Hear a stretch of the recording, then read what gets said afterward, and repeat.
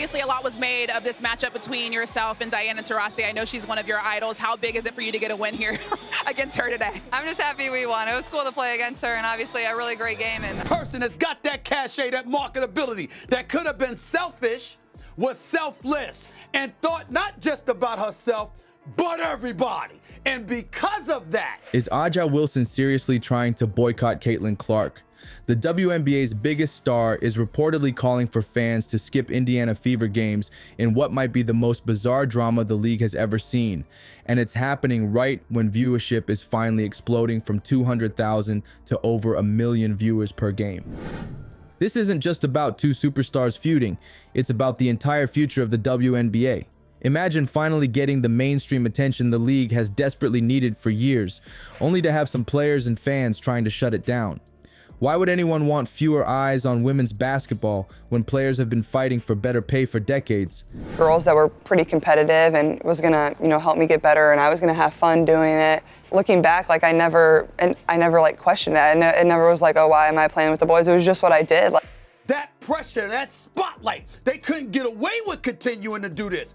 Caitlin Clark deserves love, not just respect, love. Something doesn't add up here. Before we move on, I'd like to ask you a small favor. If you appreciate this content, please take a second to like this video and subscribe to the channel. Over 98% of you watch the videos without subscribing. It costs you nothing, but it makes a huge difference to us. So, did you click the subscribe button? Great, thank you so much. Now back to the video. You're not gonna believe what's happening in the WNBA right now. There's literally a civil war breaking out between fans, and it's all because of Caitlin Clark's unprecedented visibility. We're witnessing something that's never happened before in women's basketball. A rookie getting a staggering 41 nationally televised games this season.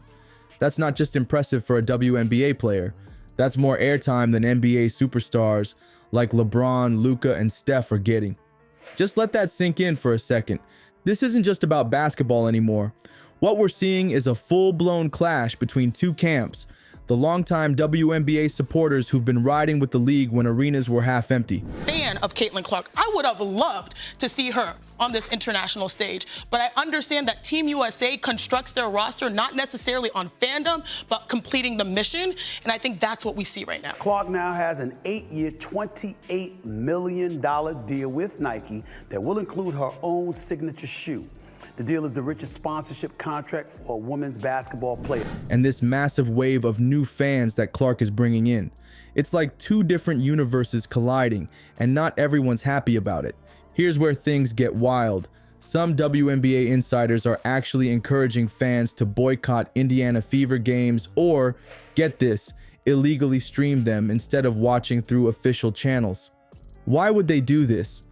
To intentionally tank the viewership numbers for Clark's games.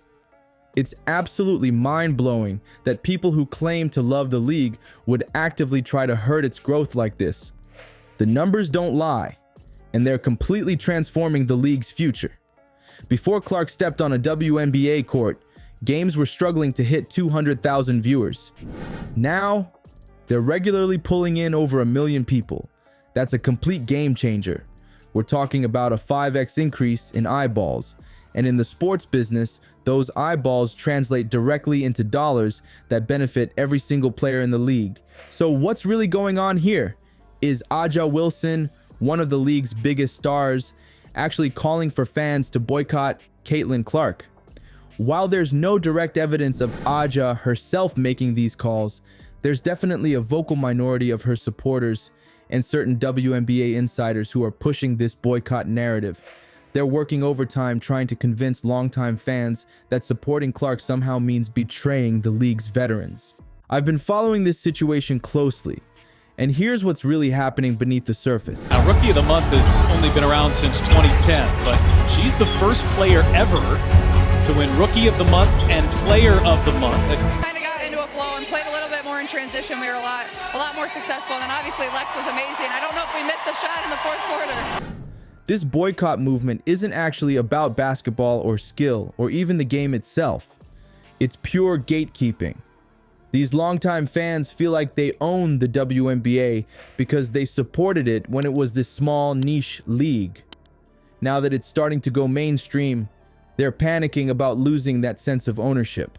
Let's be real for a second. This is classic jealousy playing out on a public stage. When a rookie comes in and instantly gets more attention, more coverage, and more fans than veterans who've been grinding for years, it naturally triggers some complicated feelings. Players who've been carrying the league on their backs are suddenly not the main characters anymore, and that's a tough pill to swallow. What's causing this massive divide between WNBA veterans and new stars? It's really a perfect storm of emotions. Jealousy from being overshadowed, gatekeeping from fans who don't want to share their league, and the uncomfortable reality that many people simply weren't watching women's basketball until Clark arrived. That last part especially hurts because it forces everyone to confront the fact that despite years of amazing talent, the league struggled to capture mainstream attention. You know what's the most bizarre part of all this?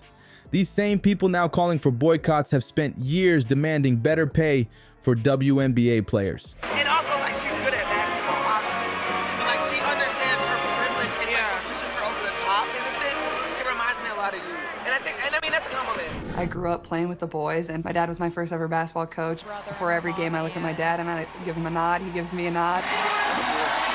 And then I go off. They've been posting on social media about how unfair the salary gap is compared to the NBA. Now there's finally a player bringing in the viewership numbers that could actually help close that gap, and suddenly they want to tank those numbers. Make it make sense.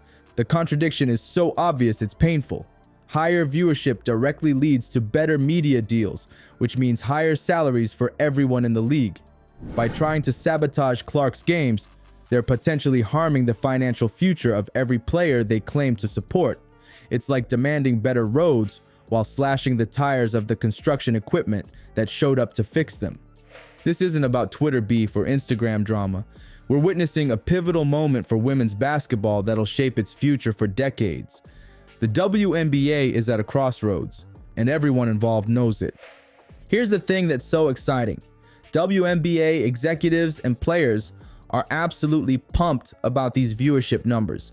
They're calling it a historic turning point that could elevate the entire sport, just like what happened with women's soccer and tennis.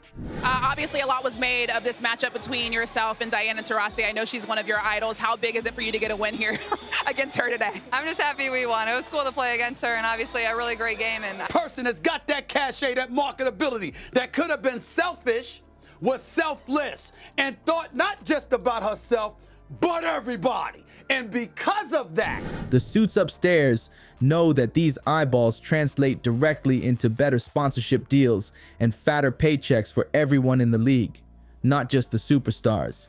So instead of fighting over the spotlight, imagine what happens when everyone embraces this wave. This moment isn't about choosing sides between veterans and rookies. It's about recognizing that a rising tide lifts all boats. The WNBA is finally getting its moment, and that's something every true basketball fan should be celebrating.